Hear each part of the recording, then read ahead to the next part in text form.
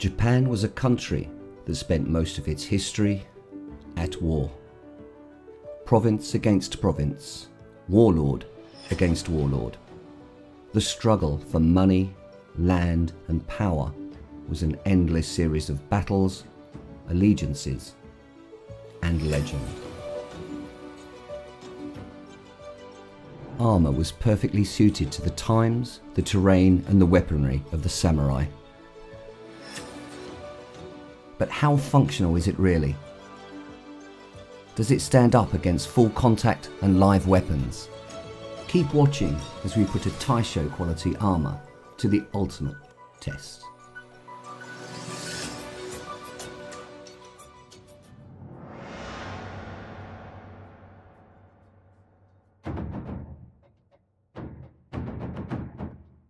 The iconic image of the samurai in full battle armour.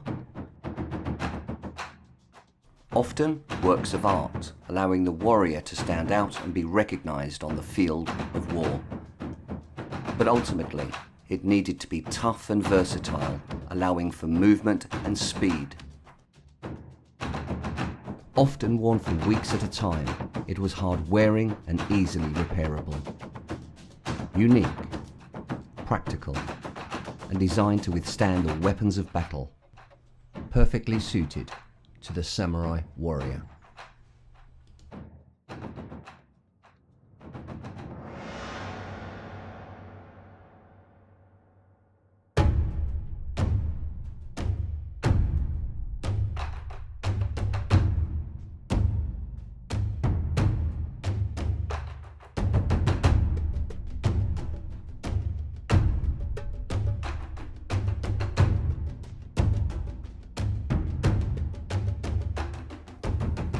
So welcome to Fanham's Hall Hotel, a beautiful hotel with Japanese gardens over 2 acres that is open to the public. There is a fantastic air show today, as well as many visitors visiting the grounds, and we're here to test the armour.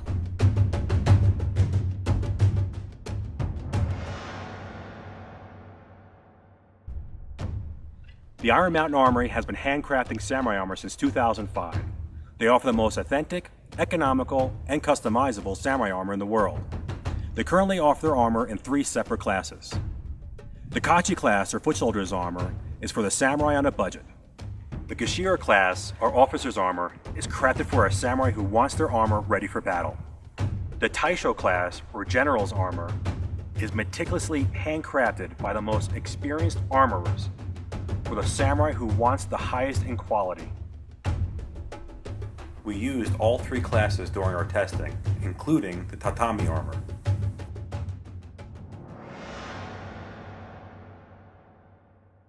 The battles on the Japanese plains made full use of samurai cavalry. But for most samurai, the travelling and fighting was done on foot. Once the army reached the mountains and the high fortresses, horses became unsuitable and the real legwork began. This meant weeks or months spent walking, running and climbing, while carrying everything that they would need for the battles ahead. Samurai armour therefore needed to be comfortable and flexible, and allow the wearer to be able to carry out all of those tasks without hindrance. The armour should allow the ability to climb trees and scan the land ahead. Climb to the mountainous fortifications of enemy strongholds, all the while dressed in armour. Once battle commenced, they would need to be able to move quickly and easily while fighting. If knocked down, have the ability to get up and continue the fight. The armour would need to be light enough to allow for this, but tough enough to withstand the treatment. The Iron Mountain armour was tested under all these conditions. Well, after climbing trees, climbing mountains, rolling and fighting, the armour was surprisingly comfortable. It took all of the impacts with ease and no bruising, which is a great success.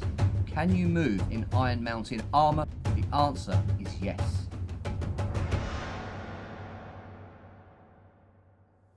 Well, we fight on a regular basis at Musou Shukyu Ryu, and we do not hold back. So to be given some armour to train in was an absolute pleasure, and we took it to town.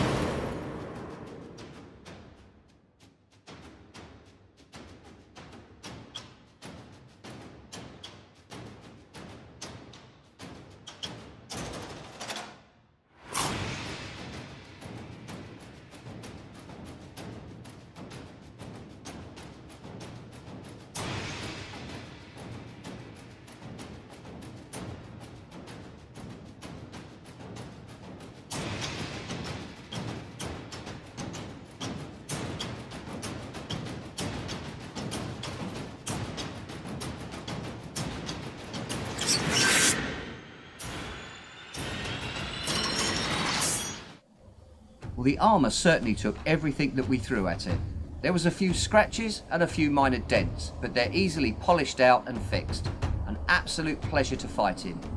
Muso Shugyo would definitely recommend Iron Mountain Armory as the armour to wear for combat.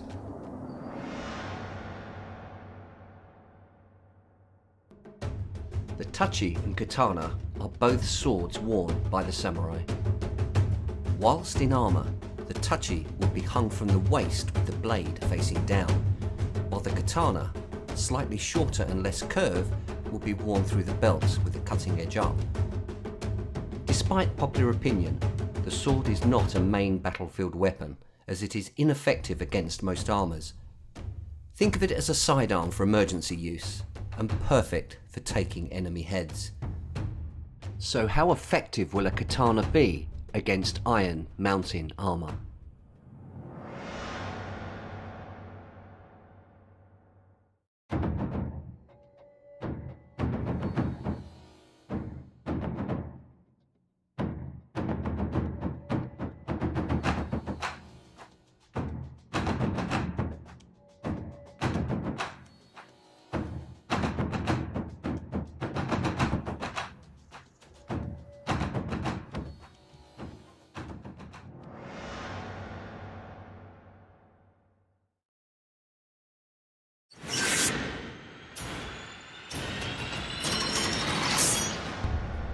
We decided to test this particular Taisho class suit of armor because we've trained with it for over a year in the heat, rain, and snow, making it a lot like a suit of armor a samurai would have worn after a long march into battle. After all of this abuse, we will see if it can still stand up to the ultimate test.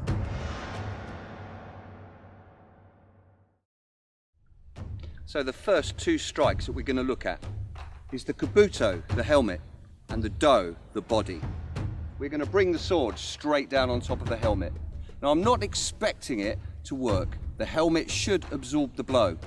We're then going to move through with a good strike to the chest or the do. Now this could penetrate. It'll be interesting to find out. Let's see what happens.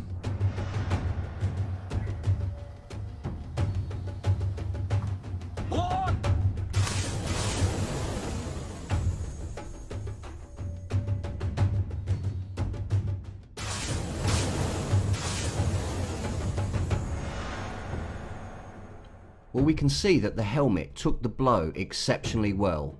It was dented and it was paint chipped. But there's more going on than meets the eye. When we turn the helmet around, we see that the force of the blow radiated to the back and was absorbed by the laminate, which exploded outwards, exactly as it was designed to. While the dough showed extreme tough protection. It literally got dented and scraped. The wearer in both of these strikes would have known they'd been hit, but would have survived.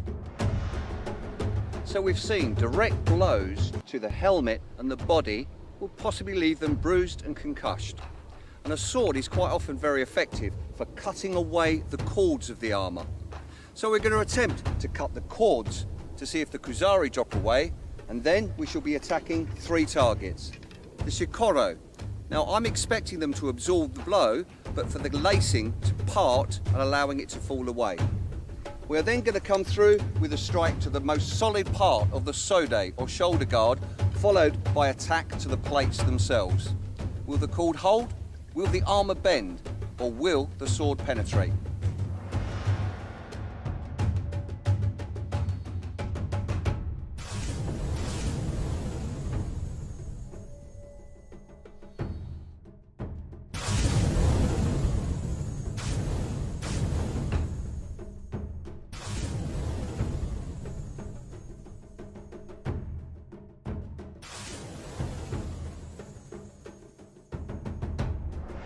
The sword cut through the cords with ease, although it may take several cuts for the armour to fall away. Both the Shikoro and the Kuzari survived well.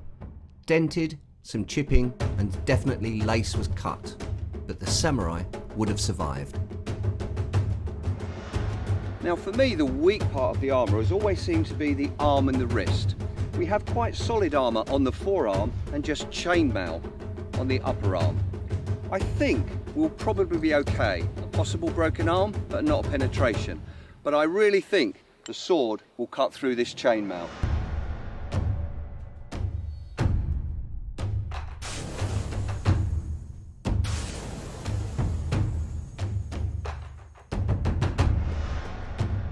Well, I wasn't surprised that the strike to the lower part of the arm didn't penetrate. The metal spines would have absorbed the blow. But the big surprise for me was the chainmail strike. Not only did it hold, but the sword did not penetrate. A broken arm possibly, but again, we have a samurai that would have survived. So let's look at the face mask or mempo of the samurai. It was worn during battle to protect the cheeks. The nose is detachable because it did often become a hindrance. Interestingly, the longer the moustache, the older and more valiant the warrior was. We are now going to test it with a good strike to the cheek, and I'm going to attempt to attack the throat, cut the cord so that it falls away, giving me a perfect strike to the throat.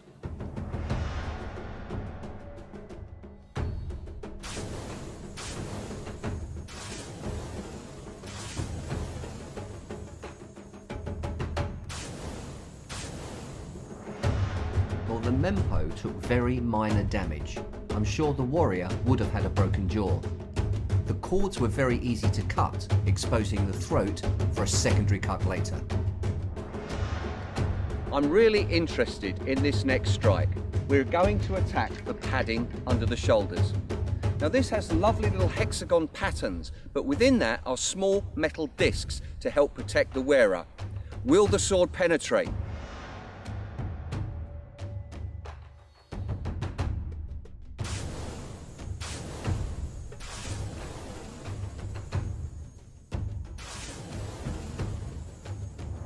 Well, the small metal discs in the padding certainly did their job. The sword could not penetrate.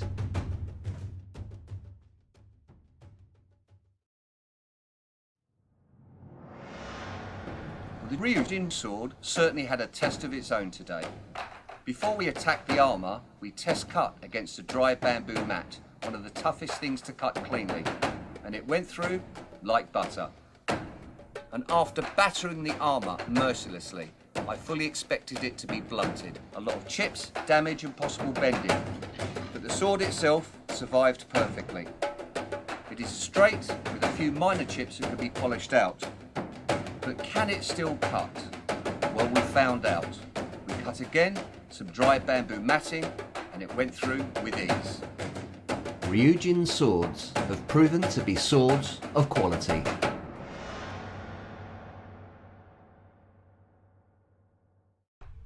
The spear, or yari, were characterised by a straight blade that could be anywhere from several inches to more than 3 feet in length. The blades were often made of the same steel that Japanese swords were forged with, and were very durable. The yari is perfect for thrusting and slashing, and slamming enemy samurai to the ground, and all samurai would be expected to train regularly, no matter what rank they were. How will the Iron Mountain armour stand up to the thrusts, slashes and strikes of a yari spear? The yari was the primary weapon of the samurai on foot and also on horse. We're going to look at 2 classic strikes, Yoko Shibaki or temple strike, followed by a thrust to the body. And this spear is designed to penetrate. Let's see what happens.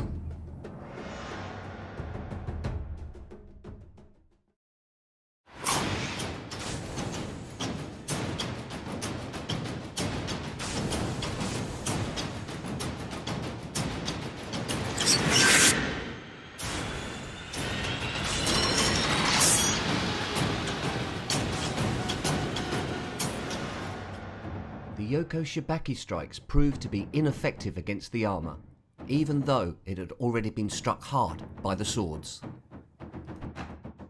While the thrusts didn't actually penetrate, they showed that it's very easy to knock a warrior down. There was some severe denting and 2 of the seams had burst, but the dough is still fully wearable and functional. The Iron Mountain Armory crafts their armor traditionally using laminated plating. Each plate is designed to flex and absorb the impact. It's versatile, it's flexible, it's repairable.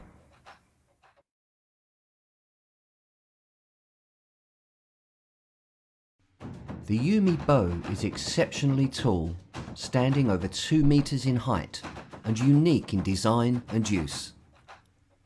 Able to be shot from horseback, from foot and from low ground positions, the Yumi was a great long-distance weapon, but needed years of skill to master. The arrows are far longer than their Western counterparts and could be fitted with a wide range of arrowheads to devastating effect. Japanese armour had to be able to resist the arrows from penetrating the body.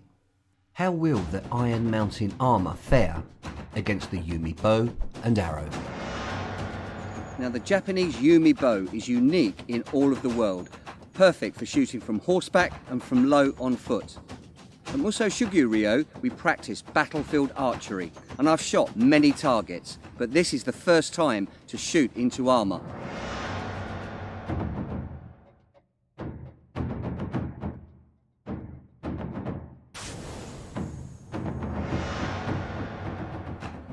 The arrow definitely did not penetrate, but it was purely a target arrow. I can't help but wonder what an arrowhead would actually do to this armour, and I've decided to find out next.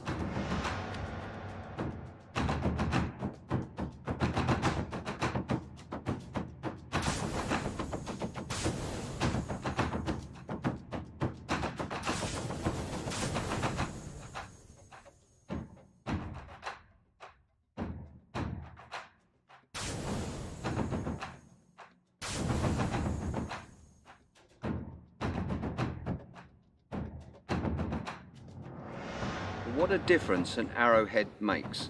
I must admit, on a glass fibre arrow, it did throw the aim off slightly to the left, but we had penetration.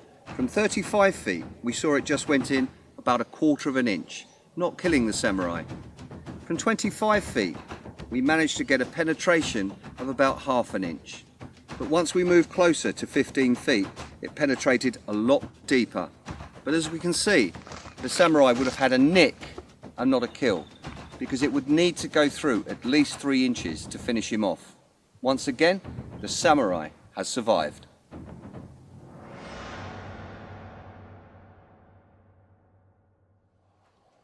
Well, one thing with me, the armour has survived so well so far. I'd like to give it one more test. The tanto was often worn with armour and used very in-close and personal. Let's see what it does to Japanese armour.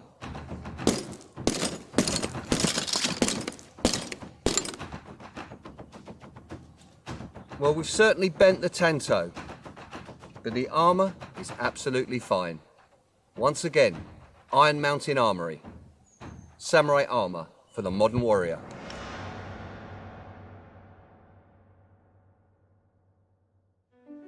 As you can see, the samurai armor crafted by the Iron Mountain Armory holds up to the test. Everything that we put the armor through grappling, fighting, sparring, climbing trees, scaling mountains, it standed up to the test. It held its own. And still, the armor works as it's designed to. It's versatile, it's flexible, it's repairable. The Iron Mountain Armory and Ryujin swords are crafted traditionally. They're the most authentic, economical armor and swords on the market today. Of all the questions we are ever asked, the most common, is it really wearable? Can you move in it? Is it comfortable? Is it strong enough for martial arts training? Don't just take our word for it. You've seen it for yourself. The answer is yes. Iron Mountain Armory, traditional Japanese armour for the modern warrior.